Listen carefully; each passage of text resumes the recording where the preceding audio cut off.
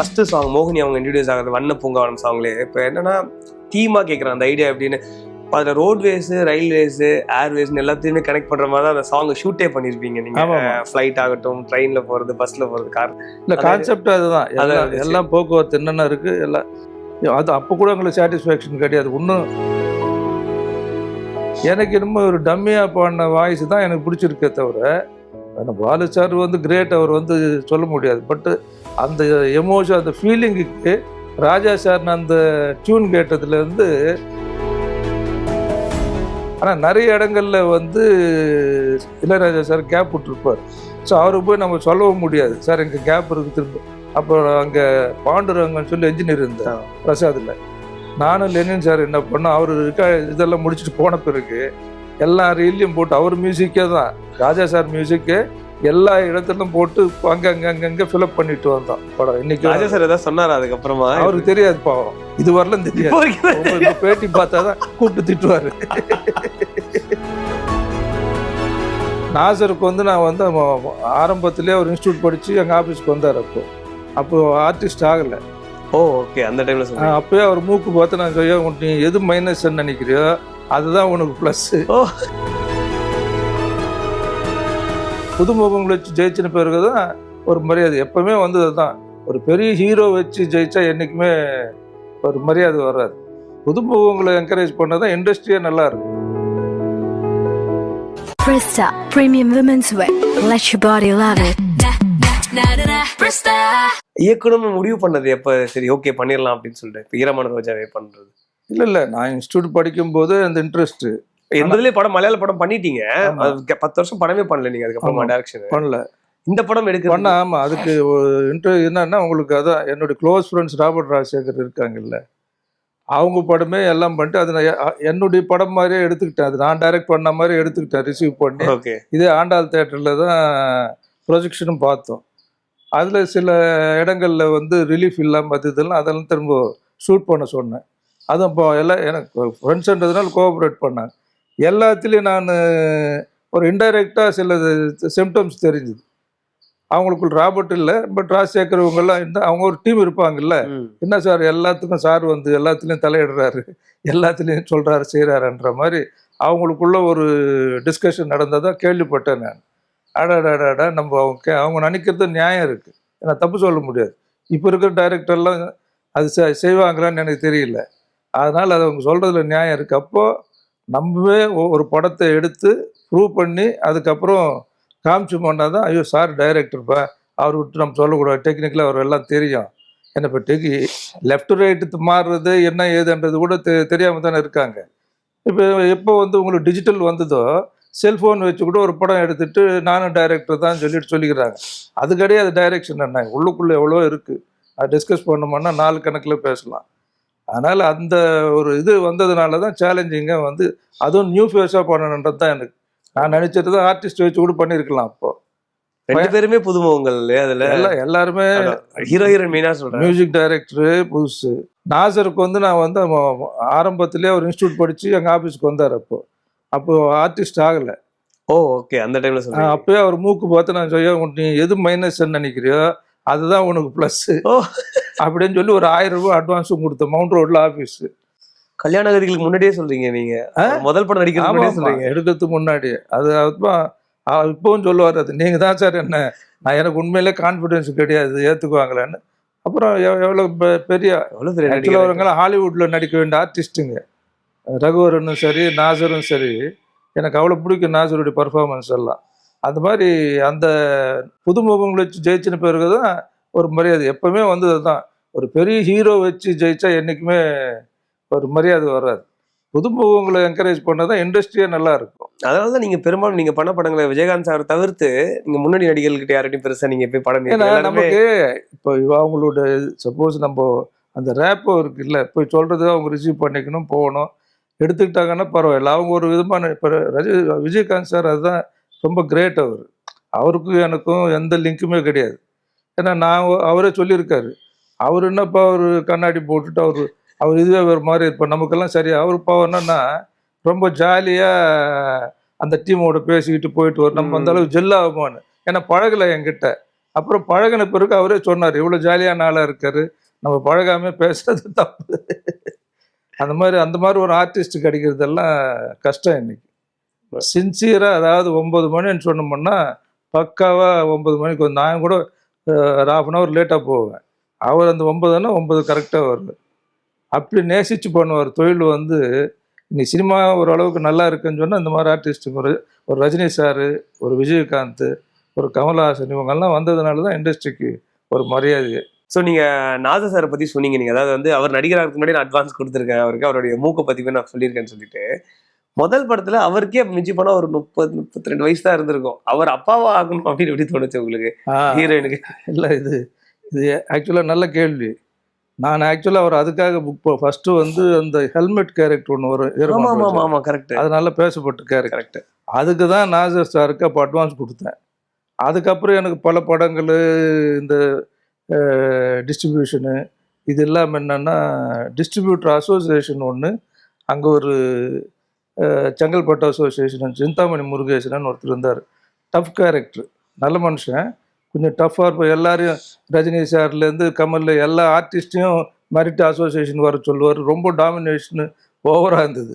என்னடா இருந்தாலும் ரொம்ப ஆடிக்கிட்டு இருக்காருன்னு சொல்லி அப்போசிஷனாக இன்னொரு அசோசியேஷன் போடணும்னு சொல்லி அப்போ ஆரம்பித்தது தான் செங்கல்பட்டு நல்வாழ்வு சங்கம்னு ஒன்று ஆரம்பித்தேன். அதில் அவர் அப்படியே டவுன் ஆகிட்டார். அப்போ நாங்கள் எல்லாம் பெரிய ஆளுங்கெல்லாம் சேர்ந்து அந்த அசோசியேஷன் இவருக்கு அகேன்ஸ்டாக தான் அது ஓப்பன் பண்ணோம். ஆர்டிஸ்ட்டுங்க எல்லோரும் எனக்கு அந்த விழாவை பார்த்தீங்கன்னு சொன்னால் கிட்டத்தட்ட ஒரு வாரம் குவார்டர் பேஜ் வந்து உங்களுக்கு தினத்தந்தி தினக்கரன் ரெண்டுத்துலேயும் பார்த்தோம்னா எல்லாம் வாழ்த்து சொல்லி, ஏன்னா அந்த மாதிரி ஒரு பெரிய இந்த மாதிரி இருந்தது அவங்களுக்கு. அதாவது ஒரு படத்தில் வர்ற வில்லன் இதாகிட்டா எப்படி இருக்கும், அந்த ஒரு ஹீரோயிசம் டெவலப் ஆன மாதிரி ஆச்சு. அந்த அசோசியேஷன் ஆரம்பிச்சது வீரப்பன் சார் அப்போ இருந்தார். அப்போ எல்லாரும் ஆர்டிஸ்டுடைய வாழ்த்துக்கள் அது இதுன்னு சொல்லி இவருக்கு அகேன்ஸ்டாக நம்ம இப்போ பண்ணியிருந்தோம். அப்புறம் இதுக்கப்புறம் என்னென்னா இப்படி ஒரு அசோசியேஷன், இதுக்கப்புறம் ப்ரொடியூசர் கவுன்சிலில் இன்வால்வ் ஆக வேண்டியது, இப்படியெல்லாம் பல அசோசியேஷனில் வரும். அதில் இந்த டைரக்ஷன் மேட்ரு கொஞ்சம் தள்ளி போயிடுச்சு. தள்ளி போன பிறகு அப்புறம் பெப்சி பிரச்சனை வேறு இருந்தது. அந்த இதில் தான் சரி ஒரு படத்தை வந்து நம்ம இந்த சின்னப்பூ நல்ல பேசு பிரச்சனை வந்து இருந்ததுனால ஒரு சங்கடம், நம்ம ஏன் டைரக்ட் பண்ணி ப்ரூவ் பண்ணக்கூடாதுன்னு சொல்லி தான் ஒரு சின்ன லைனில் சின்ன லவ் ஸ்டோரி. இது ஒன்றும் பெரிய காவியம் கிடையாது. ஒன்று மெயின் அதில் என்னென்னா எனக்கு இளையராஜா சார் கண்டிப்பாக வேணும். அது முதல்ல டிசைட் பண்ணி வச்சு. ஆமாம், அது டிசைட் பண்ணிட்டேன். இதுக்கு சாங் போட்டு அவர் வச்சு தான் பண்ணணும். அதுக்கு பஞ்சவர்ணாச்சலம் சார் வந்து எனக்கு அவர் படங்களுக்கு நான் டிஸ்ட்ரிபியூட்டரு, அவர் படங்களை வந்து நம்ம டைரக்ஷனும் பண்ணியிருக்கேன். அவருக்கு சொன்னோன்னே அப்படி இருந்தாங்க வாங்க போகலான்னு சொல்லிட்டு நேராக போனோம். ராஜா சாருக்கு சொன்னோன்னே ராஜா சாரும் சரி ஓகே நான் பண்ணுறேன்னாரு. ஏன்னா அவருக்கு என்ன அப்போ என்ன தெரியும்னா வெறும் டிஸ்ட்ரிபியூட்டர் ஃபைனான்ஷியராக தான் தெரியும். அவருக்கு நீங்கள் இன்ஸ்டியூட்டில் படிச்சு நான் டைரக்ஷன் பண்ணுவேன்னாலாம் ஏதோ பஞ்சு சார் சொல்கிறாரு, சரி நம்ம அதை தவிர்க்க முடியாதுன்னு சொல்லி சரின்னு சொல்லிட்டாரு. சரின்னு சொல்லிட்டோன்னா அது இன்வால்மெண்ட்டோடு அப்புறம் நாங்கள் கம்போசிங் போகலான்னாரு. கொச்சினுக்கு போனோம் கம்போசிங். அதுவும் அவர் ஃப்ளைட்டில் கூட டிக்கெட் வேணான்ட்டார், நீங்கள் ட்ரெயின்லேயே போடுங்கன்னு சொல்லி. ட்ரெயின்லலாம் எங்கே சார் நீங்கன்னா இல்லை ஜாலியாக போகலாம் வாங்கன்னு சொல்லி அவர் லெனின் சாரும் வந்தார். நாங்கள்லாம் அப்போ டிக்கெட் வேறு கன்ஃபார்ம் ஆகலை, மிஸ்ஸஸ் வேறு வந்திருக்காங்க. ஏன் சார் இதெல்லாம் தேவையில்லாத இருக்கட்டுங்க, இதெல்லாம் நான் எப்போ தெரிஞ்சுக்கிறேன், நானும் இருந்திருக்கேன், ஆனால் இப்போ என்னதான் நடக்குதுன்னு தெரியணும் இல்லையா. அந்த பீக்கில் அவர் அந்த மாதிரி. ஸோ அவர் மைண்டு வந்து அதுதான். ஸோ நம்ம ஆளுங்களாம் அது ஆகிட்டாங்களே தவிர அப்படி.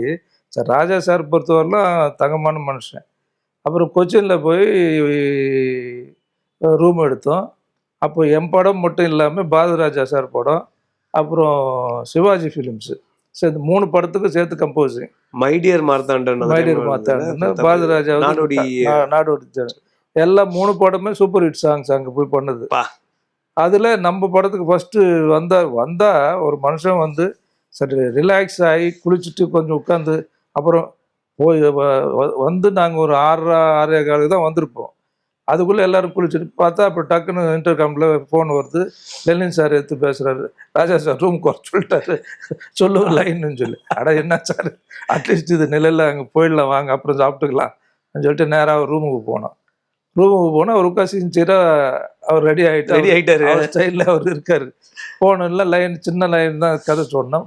போட்ட உடனே ஒரு 8 டியூனு 8 டியூனும் போட்டார். 8 டியூனில் நான் சொன்னேன், சார் எனக்கு 8 நம்பர் ராசி இல்லை, 7 டியூன் மட்டும் செலக்ட் பண்ணிக்கலான்னு. ஓகேன்ட்டார். அவ்வளோதான், முடிஞ்சு போச்சு. வந்த வேலையே எவ்வளோ ஒரு அரை மணி நேரம் கூட இருக்காது.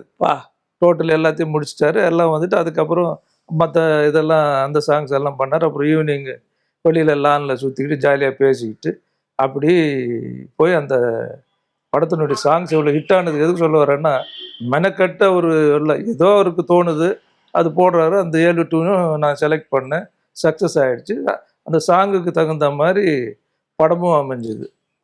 இல்லை நீங்கள் இப்போ வாவா சின்ன பூ மேலே பேச கூட ஆக்சுவலாக வந்து கதைக்கு பாட்டு பண்ணல, பாட்டுக்கு வந்து தான் கதை பண்ணது. அது ரிவர்ஸில் பண்ணியிருக்கோம். கதைக்கு பண்ணிவிட்டு அங்கே தானே பாட்டு வைப்பாங்க, அப்படி கிடையாது. அது ரிவர்ஸ். இது வந்து அதே மாதிரி என்னடான்னா, இது பாட்டுக்கு முதல்ல பக்கா பண்ணிக்கிட்டோம், அதுக்கப்புறம் தான் உட்காந்துக்கிட்டு கதை எது ரெடி பண்ணிவிட்டு என்டர்டெயின்மெண்ட்டாக இருக்கணும், ஜாலியான அந்த பிளேஸ்மெண்ட்டும் முக்கியம். எப்போவுமே பாட்டு போடுற பிளேஸ்மெண்ட்டு ஏந்து போகிற மாதிரி இருக்கக்கூடாது. அதுக்கு தகுந்த மாதிரி பேக்ரவுண்டு, காஸ்டியூம்ஸு, அந்த லொக்கேஷன், ஒரு ஒரு பேட்டர்ன், ஒரு ஜானரில் இருந்தால் தான் அது ரசிப்பாங்க. அதே மாதிரி அந்த புது படமாக இருந்தாலும் புதுமுகமாக இருந்தாலும் ஒரு சாங்குக்கும் யாரும் ஏந்து போகல, அதுவே சக்ஸஸ். ஸோ கிட்டத்தட்ட 125 நாள் இன்னைக்கு ஒரு காலேஜே படம் பார்க்குற மாதிரி இருக்கு. எல்லாமே ஸ்டூடெண்ட்ஸு தான், யங்ஸ்டர்ஸ். இல்லை அதுக்கேற்ற மாதிரி காட்சிகளை நீங்கள் பிடிச்சிப்பீங்க. இப்போ காலேஜ் பற்றிய படங்கள், இப்போ டிஆர் சார் படங்கள் 80களில் பார்த்துருக்கோம், ராபர்ட் ராஜசேகர் படங்கள்லாம் அப்பப்போ அங்கங்கே படங்கள் பார்த்துருக்கோம். பட் இந்த படத்தில் வரும்போது கொஞ்சம் புது புது சீன்ஸ். இப்போ சொல்லணும்னா சின்னஜெயின் சார் ரொம்ப பெரிய லெவலில் அதில் அவருடைய கேரக்டர் ரொம்ப பேசப்பட்டது. எனக்கு டக்கு ஞாபகம் வருது, அந்த பாக்கெட்டில் ஒருத்தர் கை விட்டு எப்போ வந்துட்டே இருப்பார், கை ரேகை அடிச்சு போயிடுச்சாடா, துணியில்லாதவன் பாக்கெட் கை விட்டுனடா அப்படின்றது. அதில் இப்போ யோசிச்சு அதே மாதிரி வந்து கேர்ள்ஸ் வரும்போது அடிக்கிற காமெண்ட். இப்போ ஒரு காலகட்டத்துக்கு காலேஜ் போகிறவங்க வந்து இந்த பசங்க பொண்ணுங்களுக்கு வந்து பேசி கிண்டல் பண்ணுறது இருக்கு. அதில் சின்னஜெயின் சொல்கிறது வந்து இன்னி காலகட்டத்தில் கனெக்ட் ஆகும். தூரத்தில் வரும்போது லோக்கலில் பேசிட்டு வருவாங்க, நம்மளை கிராஸ் பண்ணும்போது ஃபாரின் ரேஞ்சில் பேசி இங்கிலீஷ். அதே சைக்கலாஜிக்கல் காமெடின்னு வாங்க. ஏன்னா இதெல்லாம் நானே வந்து பஸ் ஸ்டாண்டில் இருக்கும்போது நடந்த இன்சிடென்ட். அதுவும் சரி, சினிமா தியேட்டரில் போய் அவங்க உட்காருறது. பட் அது வந்து கொஞ்சம் எக்ஸாக்ரேட் பண்ணியிருக்கோம். பட் அது யூஸ்வலாக என் ஃப்ரெண்டு அப்படி பண்ணுவான். அவன் யூஸ்வலாக என்ன பண்ணுவான்னா, டிக்கெட் எடுத்து வச்சு எக்ஸ்ட்ரா டிக்கெட்டு வாங்கி வச்சுருப்பான். வேணுமுன்னா பொண்ணுங்களுக்கு ஃபுல்லாகிடுச்சுன்னு சொன்னோன்னா பொண்ணுங்க யாராவது வந்து அவங்களுக்கு கொடுக்க வேண்டியது, பக்கத்தில் வந்து உட்காருவாங்க. அந்த மாதிரி அது கொஞ்சம் நம்ம இன்னும் கொஞ்சம் இது பண்ணிவிட்டு டிரான்ஸ்ஜெண்டர் இவங்கெல்லாம் மிக்ஸ் பண்ணியிருப்போம். அது நல்லா ரசித்தாங்க அந்த சீன் எல்லாம் வந்து. ஸோ அது எல்லாமே காலேஜ் லைஃப்பில் நடந்தது தான். உங்கள் ஃப்ரெண்ட்ஸ் மத்தியில் அதில் லிங்க் இருக்கும். வெண்ணிராடை மூர்த்தி சார் மாதிரி ஒரு கேரக்டர் வந்து ஒரு தமிழ் வாத்தி எனக்கு இன்னும் கூட அதில் ஓப்பனிங் சீன் வந்து அந்த சின்னஜெயின் சார் அவர் சிகரெட் அவர் கையில் மாற்றி விட்டுட்டு போவார். அதெல்லாம் ரொம்ப சூப்பராக ஒர்க்காக இருக்கும் அந்த சீன் எல்லாமே பார்த்தீங்கன்னா. அதில் ப்ரொஃபஸராக வந்து இப்போ பிரபலமான நம்ம மணிரத்னம் சாருடைய பிரதர் இருக்காருல்ல, ஜிவி சார் பிரின்சிபலாக வருவாங்க. அவர் பிரின்சிபல் நான் தான் கூப்பிட்ட விரும்பி. அதான் திடீர்னு ஒரு சீனில் வருவார். அவர் அதான் ஃபர்ஸ்ட் நடிக்கிறார். அவர் ஃபர்ஸ்ட் அதை நான் தான் சொன்னேன், பரவாயில்ல வாங்கினேன். நாங்கள் 2 பேர், அதாவது நான் சிட்டி என்எஸ்சி வாங்கினா அவர் மற்ற ஏரியா வாங்குவாங்க. ஸோ எங்களுக்கு பேர் என்னென்னா, அவரே சொல்லுவார், நீங்கள் பார்த்து சொல்லுங்கள், நான் மற்ற ஏரியா நான் வாங்கிக்கிறேன்னு சொல்லி. ஸோ எங்கள் 2 பேருக்குள்ளே அந்த அண்டர்ஸ்டாண்டிங் இருந்தது. அப்போது நாங்கள் 2 பேர் நினச்சி பண்ணால் ஒரு படம் ரிலீஸ் ஆகிடும். அப்பா அன்றைக்கி சூழ்நிலையில் என்னடான்னா, நாங்கள் 2 பேர் பேசிக்கிட்டா அந்த படம் கண்டிப்பாக ரிலீஸ் ஆகும். ஒன்று நான் படம் போய் பார்க்குறேன்னு சொன்னோன்னு வியாபாரம் ஆகிடும். அந்த மாதிரி சுச்சுவேஷன் எல்லாம் இருந்தது அப்போது. அதனால நீங்க கேட்டுக்கிறதால அவர் நடிச்சார் வந்து. அதுக்கப்புறமா தான் அந்த ராஜா கையை வச்சால கூட வருவார், ஒரு கார்ல ஒரு சீன்ல வருவார் பிரபு சாரோட. சார் இப்ப இன்னொரு விஷயம், அந்த ஃபர்ஸ்ட் சாங் மோகினி அவங்க இன்ட்ரடியூஸ் ஆகுது வண்ண பூங்காவனம் சாங்லேயே இப்போ என்னன்னா தீமா கேட்குறேன் அந்த ஐடியா எப்படின்னு. அதில் ரோட்வேஸு, ரயில்வேஸு, ஏர்வேஸ்ன்னு எல்லாத்தையுமே கனெக்ட் பண்ற மாதிரி தான் அந்த சாங் ஷூட்டே பண்ணியிருப்பீங்க நீங்க. ஃப்ளைட் ஆகட்டும், ட்ரெயின்ல போறது, பஸ்ல போறது, கார். இல்லை கான்செப்ட் அதுதான். எல்லாம் போக்குவரத்து என்னென்ன இருக்கு எல்லாம் அது தகுந்த மாதிரி கரெக்டாக. அதில் கூட எடுத்து பார்த்து திரும்ப ஷார்ட்ஸ் பத்தலை, லெனின் சார்னு சொன்ன ஷார்ட்ஸ் பத்தலை சார் என்னன்னா, அதுக்கப்புறம் 2-3 நாள் பேட்ச் ஒர்க் எல்லாம் பண்ணி தான் அது. அப்போ கூட எங்களுக்கு சாட்டிஸ்ஃபேக்ஷன் கிடையாது, இன்னும் நிறைய ஷார்ட்ஸ் இருந்தால். அதுவே கிட்டத்தட்ட எங்களுக்கு 6-7 நாள் ஆச்சுன்னு நினைக்கிறேன். எனக்கு மோகினி மேம் நம்ம விகடனில் பேசும்போது எங்ககிட்ட சொன்னாங்க என்னன்னா வந்து, அந்த படம் ஷூட்டிங்கில் ஃபுல்லாக அப்பப்போ வந்து ரகுராம் சார் எடுத்துகிட்டே இருப்பாரு, இங்கே ஒரு ஷார்ட் எடுத்துக்கிறேன், இங்கே எடுத்துக்கிறாரு. நிறைய த்ரூ அவுட் த ஃபிலிமில் அங்கங்கே நிறைய வாட்டி எடுத்துருவாங்க அந்த சாங் மட்டுமே அப்படின்னு சொல்லியிருக்காங்க.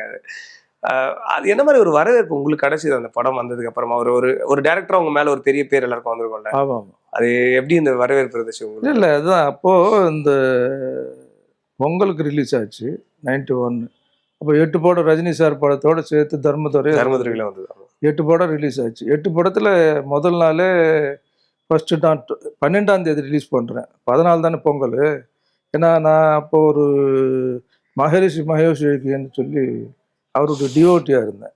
அவருடைய பர்த்டே வந்து 12th வரும். சரி, அவர் பர்த்டேவை ரிலீஸ் பண்ணலான்னு அட்வான்ஸ் என்ன ப்ரீ பொங்கல் யாரும் பண்ண மாட்டாங்க.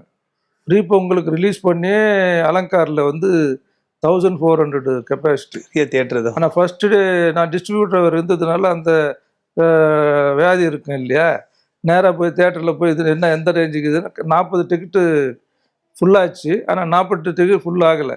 அப்போ என் ஃப்ரெண்டு தான் அந்த பாதுஷான்னு சொல்லி இப்போ அவர் உயிரோடு இல்லை. அவர் தான் எல்லாமே பார்ப்பார். இந்த மாடூர் குடிச்சா தான் ரீ ரிலீஸும் என்னுடைய வெல்விஷர். நான் சினிமாவில் எனக்கு ஒரு நண்பர், அதாவது நேசிக்கூடிய வந்து நண்பர்ன்னு சொன்னால் பாதுஷா பாய். அவர் எல்லாருக்கும் பிடிக்கும், பிடிக்காத ஆளே இருக்காது. பாக்யராஜ் சாருக்கும் பிடிக்கும். பஞ்சவர் நாச்சாலத்து எங்களை லிங்க் பண்ணதும் அவர் தான். பல நல்ல விஷயங்கள் வந்து இந்த சினிமாவில் அவரே டிஸ்ட்ரிபியூட்டர். ஆக்சுவலாக சொல்ல போனால் ரஜினி சாருடைய பில்லா, கல்யாண் ராமன் இந்த படங்கள் எல்லாம் பண்ணவர் ஆரம்ப காலத்தில். அருமையான மனுஷன். எக்ஸிபிட்டர்ஸ் எல்லாருமே வந்தால் கூட அவர் ஆஃபீஸில் தான் உட்காருவாங்க. டீ சாப்பிடணுன்னா அவர் ஆஃபீஸில் சாப்பிட்டா தான் ஒரு இதுன்னு சொல்லி அப்படி ஒரு அருமையான நண்பர். இந்த டிசம்பர் 3ஆம் தேதி தவறிட்டார். சமீபத்தில் தான் இருந்துட்டார். இப்போதான் இந்த டிசம்பர் 3ஆம் தேதி. அதில் அவர் தான் எங்களுக்கு எல்லாமே. எனக்கு மெயினாக அவ்வளோதான். அவர் தான் எல்லாத்தையும் அட்வைஸ் பண்ணுவார், இதெல்லாம் சொல்லுவார். எல்லாம் எனக்கு எல்லாமே ஒரு ஆள் ப்ளஸ்ஸாக தான் நடந்திருக்கு. அப்படி அவர் இல்லாதது வந்து சொல்லப்போனால் எனக்கு ஒரு ரைட் ஹேண்டு இல்லாத மாதிரி ஒரு ஃபீலிங். இதான் 40 டிக்கெட்டு வந்து ஃபுல் ஆகலை. ஏன் ஃபுல் ஆகலைன்னு அவர்கிட்ட நான் சண்டை போடுறேன். ஏன் நான் அப்போ 9 சீட்டெல்லாம் போஸ்டர் விட்டு அவர் சொன்னார், எல்லாம் பண்ணியாச்சுங்க, அதுக்கு என்ன நீங்கள் பொங்கலுக்கு முன்னாடி ரிலீஸ் பண்ணால் எவன் வருவான், நீங்கள் புதுசாக கொண்டு வந்து 2 நாள் முன்னாடி ரிலீஸ் பண்ணால் இந்த அளவுக்கு 1400ல் 40 தான் கம்மி. அது எவ்வளோ பேர் ஆடியன்ஸ் வந்தாங்கன்னா சந்தோஷப்படணும். அதுக்கப்புறம் நெக்ஸ்ட் ஷோ நெக்ஸ்ட் டேலேருந்து ஃபுல் ஆகிடுச்சு. அது வேறு அவ்வளோ 1400 சீட் கெப்பாசிட்டி ஃபுல் ஆகிடுச்சு. அதுக்கப்புறம் ரெகுலர் எப்போ 125 நாள் மேலே போச்சுப்பா. ஒரு அதாவது உங்களுக்கு பார்த்தா தமிழ்ல முதல் படம் உங்களுக்கு இயக்கத்துல 2 ஹீரோ ஹீரோயின் புதுசு ராஜா சார் பேர் அப்படின்றது தான் அந்த சாங்ஸ் எல்லாம் பெரிய ஹிட். அது அப்படிதான். எதுக்கு நாசர் வந்து அதுக்கு அந்த டைம் லேப்ஸ் ஆனதுனால சரி, இருந்தாலும் நம்ம நாசர் போடணுன்ற ஒரு இது இருக்கு இல்லை, ஒரு ஸ்ட்ரிக்டான ஃபாதர்ன்னு சொன்னா சரி நாசர் போடலாம்னு சொல்லி அதுல ரொம்ப கிரேல அடிச்சிருக்க மாட்டீங்க அந்த படம். அது மட்டும் இல்லாம அதுக்கப்புறம் என்ன பண்ணேன், அது நெக்ஸ்ட் ஆவாரம் பூ ஒரு படம். அது அருமையான சாங்ஸ், அதில் நல்ல சூப்பர் ஹிட் சாங்ஸு.